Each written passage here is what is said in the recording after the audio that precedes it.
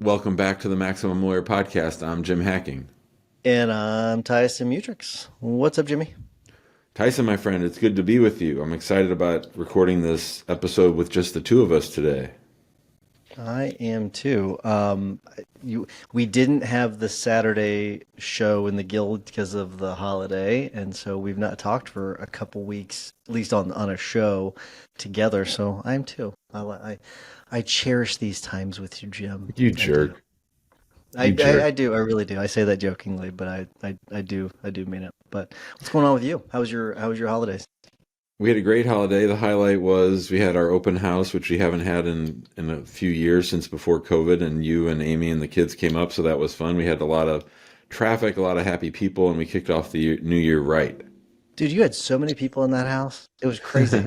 It was an interesting mix of people. You had I don't know the youngest child, but I'm assuming the youngest child, at least that I saw, was I don't know if I saw any babies, but I saw maybe someone that was like 3 or 4, Yeah, all the way up to people that were I won't even guess their ages. They're older people. You yeah. had a wide mix of you had every race, nationality. It was an interesting mix. I don't know if I've ever been in that much of a mix of people before. It was interesting. It was cool. My kids thought it was funny because they don't know the concept of independent George from Seinfeld, but just that all these different parts of their lives were colliding, and like their friends from high school were talking to lawyers, or like, and then there's I have some friends who just like to talk to each other, so I would just put them together because they just sort of go. Normally in those situations, I'll be like the one talking to people and stuff, but like I was having fun listening to conversations. I was like more eavesdropping, and so it was just interesting listening to the conversations. It was so kudos to you for having such like a diverse friend base. It was cool. Awesome. Well, I think we got a good topic for today, and it comes out of a recent discussion I was having with one of the members in the guild. And um, when someone joins the guild, usually their first order of business is to come to one of our Monday meetings. So at 8 in the morning for me and 11:30 for you, we meet with whoever wants to show up for the guild that week and talk about their goals for the week, or their one thing they're going to get done this week to move their firm forward. And then we alternate on Fridays at 11:30 checking in. And then if there's a new member, they have the option of staying on that call and meeting with you or me to talk about what the guild is about and what happens there, and all that good stuff. So I was talking to one of the new members, and they were kicking around the idea of hiring someone to help them with something. And they were in a pretty specialized legal field, as I remember. And I just left myself a note for a podcast episode because I think a lot of law firm owners hold themselves out hold themselves out as experts. Like, so for me, that would be immigration. For you, it would be personal injury, and we do develop an expertise. But we talk a lot about on this show and in the big group and in the guild about you know um, getting rid of the things that you're not really good at or that aren't your strong suit. But there's so many law firm owners who fight that and who want to try to do seven different things. They want to do their bookkeeping, they want to do their intake, they want to do their marketing, they want to do their operations, and they want to handle cases. And so what I wanted to talk about today is this sort of disconnect where we're we're holding ourselves out as legal experts, and we want people to hire us based on our expertise, and we understand the value that we bring people based on our expertise, but we don't see that as consumers ourselves. So I wanted to throw that out there for you. I Yeah, I do agree with. I think this is a problem in any business. I don't think it's just specific to lawyers, but I do think it's like I see my dad. My dad's a mechanic, and he's the same way. He runs a business and he has problems letting go of things, and um, but I think it is a common problem. It's something we do to our detriment for sure. Um, I if we I, let's like kind of like let's try to like dissect this a little bit because I do like off the top of my head, I kind of think there's a few reasons why that is. One, I think it's partially because it's like the way we've always done things. So you start with just you. you're doing the bookkeeping yourself, you're doing the marketing yourself, and you expand, you expand, and expand, and you kind of hold on to these things, and you're afraid to let go of these things. I I think another reason might be that they, I think they think that they're the only ones that can do it, right? So they think that they're the best, and if they give it off to someone else, it's going to go to crap. I think some of it's hiding. I think some of they like to hide things from people. I think that may be another reason. Um, Maybe things are not as great as what they tell people they are, or that they tell their employees that they are, and that may be another reason. But I think there's a variety of reasons. It doesn't matter what the reasons are. But I do think it's important that I guess it is important to know what they are, just because that way you can kind of diagnose it a little bit. But no matter what, I mean, like, for example, like, you might want to say that, you could probably say that about SEO with us, where we had hired a company for a while, but we've decided to bring it in house.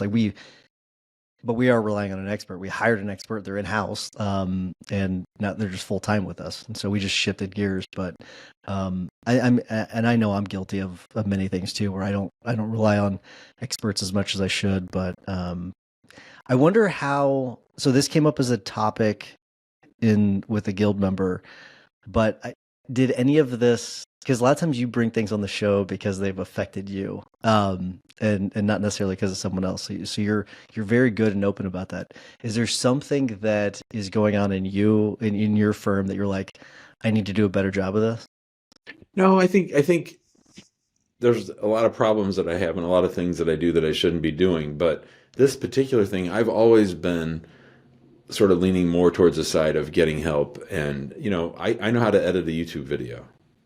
I know how to upload a YouTube video. I know how to rip audio. I know how to make a podcast. I know how to send a package in the Federal Express, right? So I've never really had this particular dysfunction when it comes to owning a law firm, but I do sometimes find myself pulled back into doing things that I don't wish I was doing. So maybe that's where it's coming from. But, just sometimes things catch my ear when people say things, and I just think, how can we hold ourselves out as experts if we're not willing to use the expertise of others? I mean, I think some classic things that we see with law firm owners that they probably shouldn't be doing and should be relying on people who do that thing every day is bookkeeping and numbers. I mean, you could spend all day looking at your numbers, running reports, inputting data, extracting data, when if you just got someone who knows QuickBooks inside and out, you save yourself all kinds of time and allow you to develop your expertise better. I mean,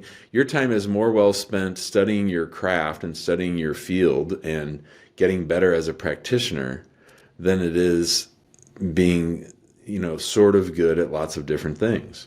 May I propose that maybe the question's the wrong question that you're asking? Oh, And that sure. maybe is, how can you really be the expert that you say you are when you don't rely on the expertise of others, because you are wasting so much time doing those other things? Yeah. Yeah. I mean, I have this immigration answer show where people call and ask me immigration questions, and I know that I should be spending more time staying up to date on the latest immigration news. And sometimes I don't know the answer when people ask me something. There's this new pilot program that the Department of State has, and I was like, I don't know, I got to go look it up. So I think that if we are truly wanting to be an expert, spend more time getting good at what you're good at versus, covering up things that you're sort of halfway good at. I think what you said there it's a little different, because there's a lot of value in doing what you're. I mean, there's a ton of value, as you know, in your doing your immigration answer show. So doing that, because I don't want people to have this excuse. Oh, I shouldn't be doing this marketing activity because Jim says I should be out spending time on my craft, and that's not what you're saying. So I think what you're saying there is a little bit different. But I do think that maybe we need to spend a little bit more time on, because you and I talk a lot about business and marketing and all, and management and all that kind of stuff, and operations and systems and everything else. But there does need to be a part, that's just a given, that you need to dedicate time to your craft. And even if you're just running your your business and you've got someone else that's really, like you're the CEO and there's someone else that's running the cases, you still need to understand the business, because understanding your craft is understanding the business. It's like someone that is, if you're making cars, right? If you're running Tesla, guess what? Elon Musk knows a lot about cars. He does a lot about engineering. He knows his craft. So he's got to know those things. And if you don't know your craft, if you don't know trial skills, if you don't know, the ins and out of injury law, negotiations, and all that, then you're doing your firm a major disservice. And so I do think that maybe you and I we don't talk about that maybe enough. Yeah, and I always come back to that great talk that Alicia Kinchlow gave at Max Law It's when we funny were you at Del say that Mar because Hall. I was thinking about that as you were talking. I was thinking about her talk. Yeah, absolutely. Yeah. Yeah. And she said that when she wanted to learn a new practice area, she studied for 30 minutes a day for her practice area, and just think what more of an expert we would each become if we were doing that. Or if you are the one in charge of marketing or the one in charge of running a business, then you spend your time developing your skills as a marketer or as a CEO. I mean, I think that's so much more valuable than doing the low level stuff, the polishing the silver, the easy stuff that you said is sort of a form of hiding. I think that's right. And it's also a form of not pushing yourself to get better. Yeah, I do. So you're talking about like the 30 minutes a day and all that. I was, and I wish I could remember who said this, but this person was talking about how rather than read like 20 new books in a year, read one book a year and read it again and again. Like, That was yesterday. I saw that yesterday. Someone said that on social. oh, yeah, it may have been, you may have seen it yesterday. This is something I saw like months ago, but Mhm. it definitely got me. It was around the time that I read A World Without Email by Cal Newport. And it was right around that time frame where like I kind of like was sort of obsessed with that book, and I still am. I think the whole concept is amazing. But I wonder, so if I kind of zero back in on what we're talking about, I wonder if you, when you do kind of focus on your skills, if you do kind of focus on like one skill set at a time until you've really mastered that skill and then move on to the next one.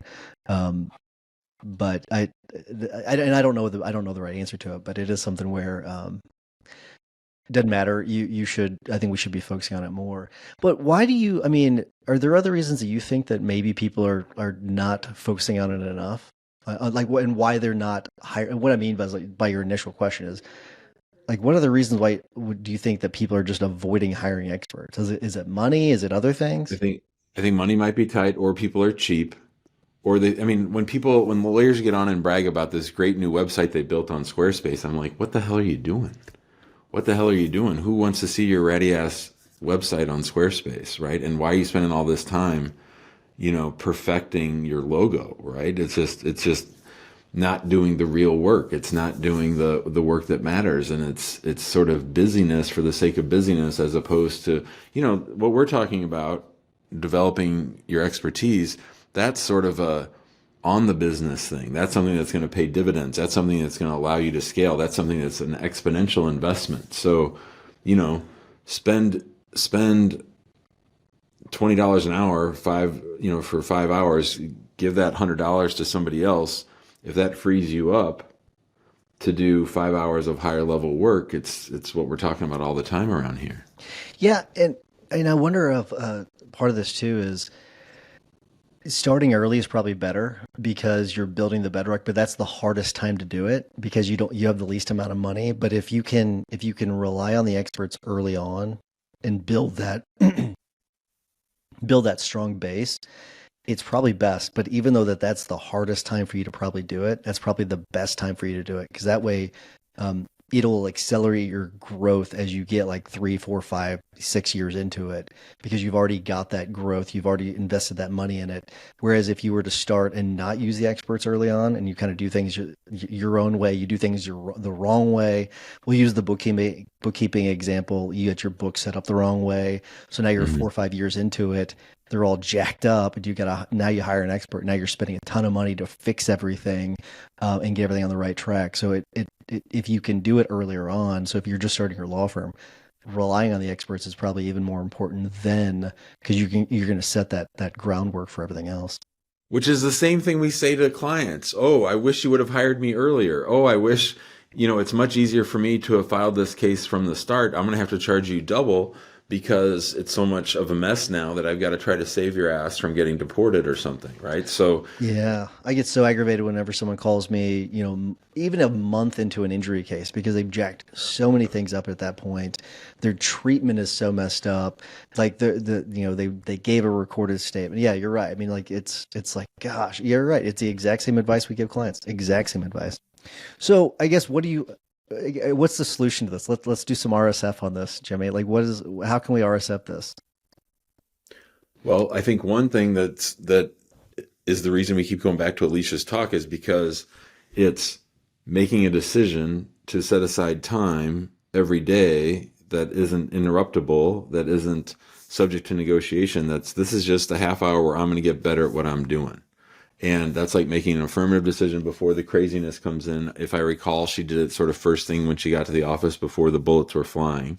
I think that's important. I think practicing letting things go and delegating. I'm a big believer when you and I come upon someone who's trying to do everything, we always talk to them about trying to develop that muscle of letting go, the muscle or the skill of delegating with supervision, delegating a little more till you get more comfortable at it. Give away small things, start small. It's like in Atomic Habits when James Clear talks about, leave your shoes out and your gym clothes out in the morning, the night before, just so that you sort of like just break that cycle a little bit. Just do something a little bit different. Like get an account on Fiverr or Upwork and just look at the things that people can do for you and just find something simple, maybe not even in your business, maybe just in life. I mean, hell, just sign up for Instacart and have somebody deliver your groceries. Just start to learn that you don't have to do everything. And I know the biggest hurdle I think to this is the most part that people view it as an expense, but it's not an expense. It's an investment. You're buying time. Ultimately, you're buying time to do the things that will make the biggest impact on you and your firm, as opposed to just piddling around on low level stuff. Yeah, I think there's a lot of lessons what you're just talking about like when it comes to like optimizing your time and just um, reconfiguring your week. So I'm having to take over some cases recently just because you and I have talked about it, but like there's just to kind of keep things moving consistently and efficiently until we hire a new lawyer. But um, it's interesting because I spent so much time last year giving up, like saying no to things and kind of minimizing the things I had to do. It has given me the bandwidth where I can be a little more flexible too with my time, where I can fill in and it doesn't really interfere with a whole lot of other activities that I've had to do. So there's a lot of other benefits to it where sometimes we talked about getting dragged back in a previous episode.